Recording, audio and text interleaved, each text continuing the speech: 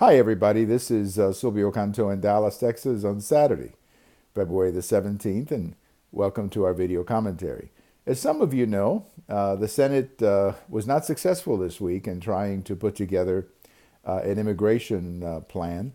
It fell short. I think, in fact, I don't even think they got the 40 votes on any plan. It was pretty remarkable. And of course, at the core of all of this is what to do with the so-called dreamers. Now, I happen to be one of those who would like to see a solution for the dreamers. I think that probably not all of them, but I think many of them are going to school or behaving okay, and I'm willing to give some of them an opportunity to stay in the United States. So when President Trump came out with his offer, which I thought was extremely generous, up to 2 million, and then a path to citizenship in 12 years, I thought the Democrats would take that. I figured the Democrats would take that because that's better than anything they ever did. I mean, they had majorities in the Congress and never did anything about DACA. Even President Obama, all he did was basically give them a temporary solution called DACA. So I figured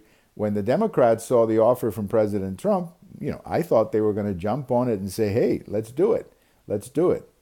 If you think about it for 1 second, if you think about the idea of a country legalizing people who are in the country without papers, that's a pretty amazing thing anyway. I mean, I cannot think of another country in the world who would offer you the opportunity to be legalized, particularly someone who's in the country illegally. So I thought it was an extremely generous offer by President Trump. In fact, it was so generous that the opposition came from people in his own party who were saying, what do you mean 2 million? What do you mean citizenship? So I thought that the Democrats would jump on the opportunity and try to get deal done this week. Now, President Trump, of course, is asking for some things back, like a fence, an end to chain migration. He would like to end the lottery. He would also like to move to a merit system.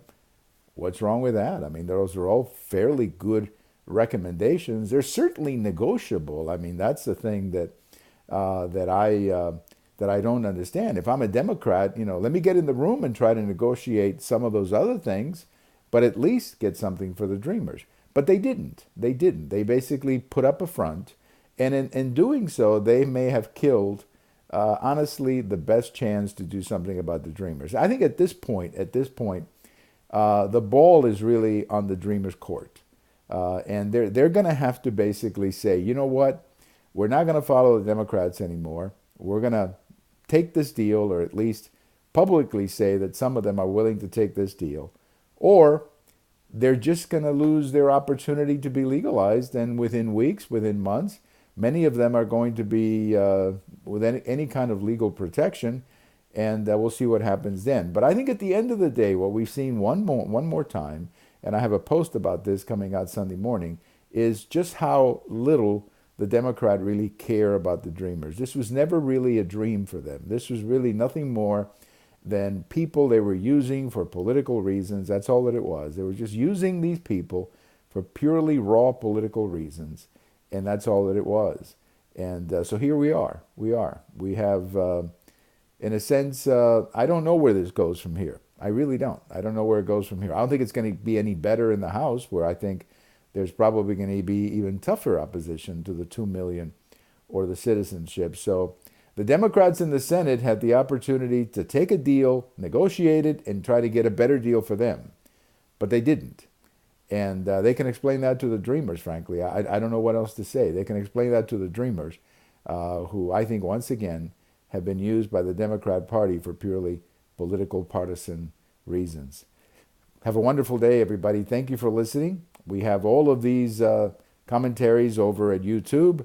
We have them on Twitter, and we have them on my blog. Happy Saturday. Bye-bye.